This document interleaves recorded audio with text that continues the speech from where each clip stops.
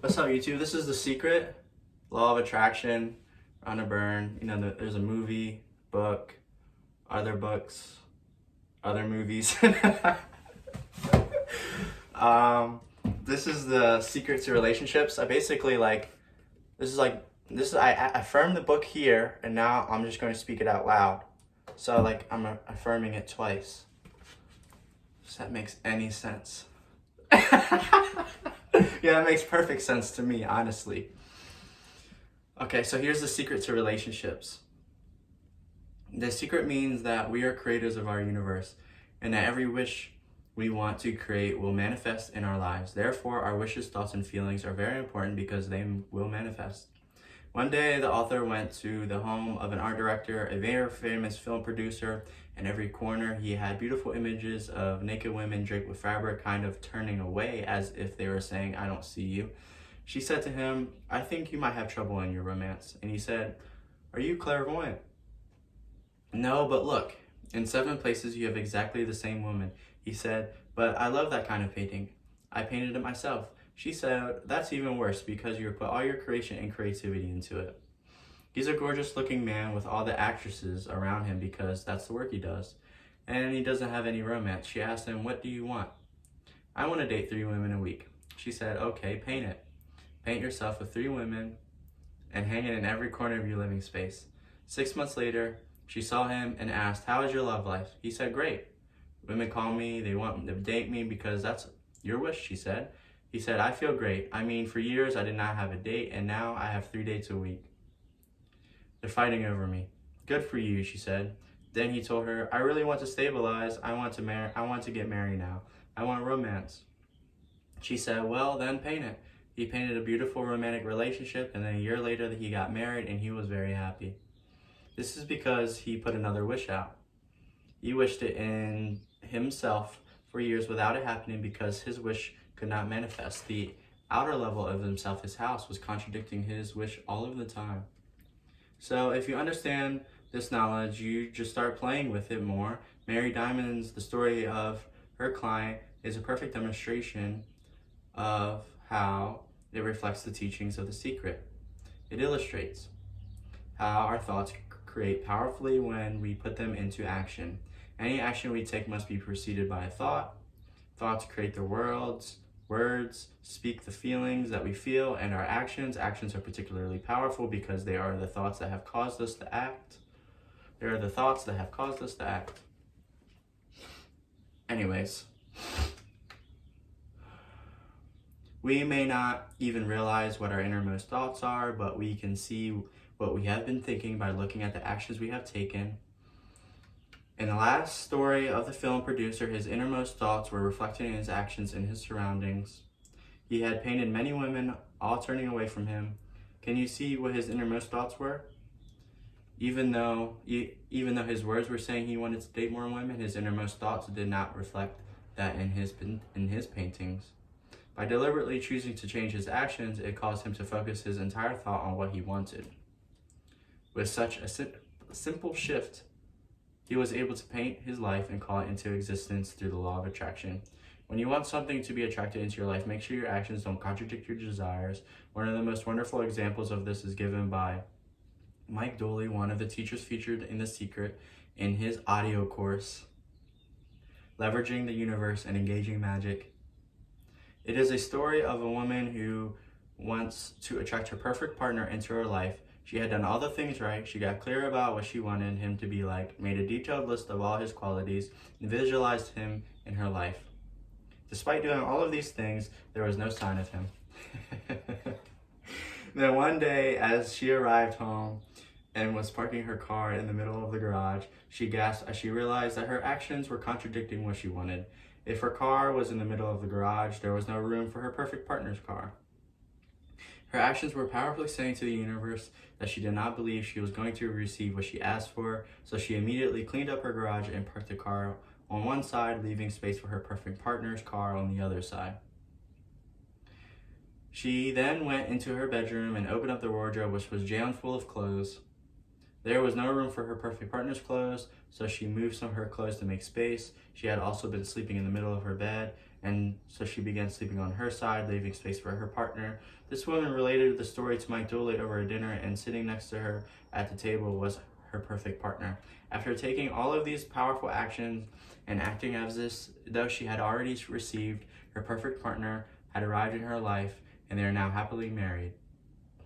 Another simple act or example of acting as if is the story of the author's sister, Glenda, who was a production manager of the film The Secret. She was living and working in Australia. She wanted to move to the United States and work with the author in the US office. Glenda knew The Secret very well, and so she was doing all the right things to bring forth what she wanted. But months were passing by and she was still in Australia. Glenda looked at her actions and realized she was not acting as if she was receiving what she had asked for, so she began to take powerful actions. She organized everything in her life for her departure. She canceled memberships, gave away things she did not need, and she got her suitcases and out and packed them. Within 4 weeks, Glenda was in the United States, working out of the US office, thinking about what you have asked for and making sure that your actions are mirroring exactly what you expect to receive, and that they're not contradicting what you have asked for. Act as if you are receiving it. Do exactly what you do if you are receiving it today, and take actions in your life to reflect that powerful expectation. Make room to receive your desires, and as you do, you are sending out that powerful signal of expectation to the universe. Because your job is you. Inside relationships, it's important at first to understand inside relationships is inside yourself. Okay? Understand who's coming into the relationship and not just your partner. You need to understand yourself first. How can you ever expect anyone else to enjoy your company if you don't enjoy your own company? And so again, the law of attraction, or The Secret, whatever you want to call it, is about bringing that into your life. You got to get really, really clear. You have to get really, really clear here. Here's the question I would like to ask you to consider. Do you treat yourself the way you want other people to treat you? When you do not treat yourself in the way you want others to treat you, you can never change the way you are. Your actions are your powerful thoughts. So if you don't treat yourself well, with love and respect, you're emitting that signal, and that is essentially saying you're not important enough or worthy enough or deserving. That signal will continue to broadcast, and you'll experience more situations of people not treating you well. The people are just the effect. Your thoughts are the cause. You must begin to treat yourself with love and respect and emit that signal and get on that frequency. Then the law of attraction will move the entire universe, in your life will be full of people who love and respect you. Many people have sacrificed themselves for others, thinking that the sacrificing themselves, they're essentially being a good person. That's wrong. To sacrifice yourself, you can only come from thoughts of absolute lack, because it is saying there is not enough for everyone, so I will go without. Those feelings do not feel good, and they will eventually lead to resentment. There is abundance for everybody, and it's each person's responsibility to summon their own desires.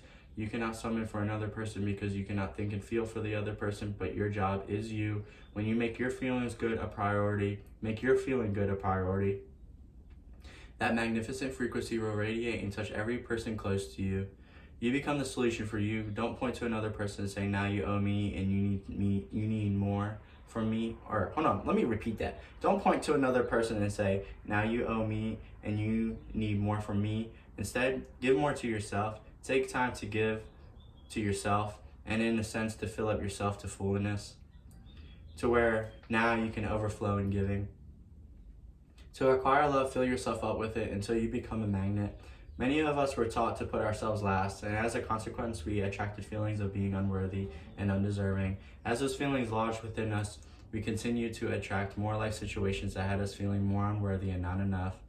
You must change that thinking. Undoubtedly, the idea of giving so much love to self will seem very cold, hard, and unmerciful. Still, this matter may be seen in a different light when we find that looking out for number one, as directed by the infinite, is really looking out for number two, and it is indeed the only way you can permanently benefit from number two.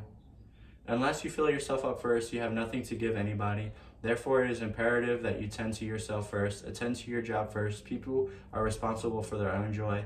When you tend to your joy and do what makes you feel good, you are a joy to be around, and you are a shining example for every child and person in your life. When you're feeling joy, you don't even have to think about giving. It is a natural overflow. Some get into many relationships expecting their partner to show their beauty to them because they don't see their own beauty when growing. When you're growing, let your heroes be Bionic Woman and Wonder Woman and Charlie's Angels. And while they're wonderful, understand that they won't look like you. Fall in love with your character. Like Lisa, for example, fall in love with her mocha skin, full lips, round hips, curly black hair. It wasn't until that would happen that the rest of the world will be able to fall in love with you. The reason you have to love is because it is impossible to feel good if you don't love you. When you feel bad about yourself, you're blocking all the love and all the good that the universe has to offer for you. When you feel bad about yourself, it feels as though you're sucking the life out of your own self because all of your good on every single subject, including wealth, health, and love, is on the frequency of joy and feeling good. When you don't feel good about you, you are on a frequency that is attracting more people, situations, and circumstances that will continue to make you feel bad about yourself. You must change your focus and begin to think about all the things that are wonderful about you. Look at all the positives in you. As you focus on those things, the law of attraction will show you more great things about you. You attract what you think about. All you have to do is to begin with one prolonged thought of something about you, and the law of attraction will respond by giving you more like thoughts. Look for good things about you. Seek and you shall find. There's something too magnificent about you. I've been studying myself for 24 years. I just want to kiss myself. Because you're going to get to love yourself. And I'm not talking about conceit. I'm talking about healthy respect for yourself. And as you love yourself, you'll automatically love others. In relationships, people are so used to complaining about other people. For instance, my coworkers are so lazy. My husband makes me so mad. My children are so difficult. It's always focusing on the other person. But for relationships to really work, we need to focus on what we appreciate about the other person, not what we're complaining about, those things, or because we're only get more of those things. Even if you're having a really hard time in a relationship, things aren't working, you're not getting along, someone's in your face, you can still turn that relationship around. Take a piece of paper for the next 30 days, sit down and write all of the things that you appreciate about that person. Think about all the reasons why you love them. You appreciate their sense of humor, you appreciate how supportive you are. And what you'll find is when you focus on appreciating and acknowledging their strengths, that's what you'll get more of. And all the problems will fade away. Oftentimes you give others the opportunity to create your happiness, and many times they fail to create the way you want it. Why? Because you're the only person who can be in charge of your joy and your bliss, and that's you. So even your parent, your child, your spouse, they do not have control to create your happiness. They simply have the opportunity to share in your happiness. Your joy lies within you. All your joy is on the frequency of love, the highest and the most powerful frequency of all. You can't hold love in your hand, but you can only feel it in your heart. It is a state of being. You can see it's evident of love being expressed to the people, but love is a feeling, and you're only on that feeling when you irradiate and emit that feeling of love. Your ability to generate feelings of love is unlimited, and when you love, you are in complete and utter harmony with the universe. Love everything you can. Love everyone you can. Focus only on the things you love. Feel love, and you will experience that love and joy coming back to you multiplied. The law of attraction must send back more things to love. As you radiate love, it will appear as if though the entire universe is doing everything for you, moving every joyful thing into your life and moving every good person to you. In truth, it is. Here are some secret summaries from that chapter of relationships. Now, you don't have to understand everything that I say, but, when you want to attract a relationship, make sure your thoughts, words, and actions and surroundings don't contradict your desires. Your job is you. Unless you fill yourself up first, you have nothing to give anybody. Treat yourself with love and respect, and you will attract people who will show you love and respect. When you feel bad about yourself, you block the love and instead attract more people and circumstances that will make you feel bad about you. Focus on the qualities you love about yourself, and the law of attraction will show you more great things about you. To make a relationship work, focus on what you appreciate about the other person and not the complaints. When you focus on the strengths, you'll get more of them. Well, that was my affirmation video here. The chapter on relationships, the secret. Thanks, Rhonda Byrne. I affirmed it out loud to this camera, one take. No edits here. Just information, value. And I wrote it here. So thanks. Hope you're listening. Call me RO. They all say like and subscribe, but I'm gonna just say I'll talk to y'all later.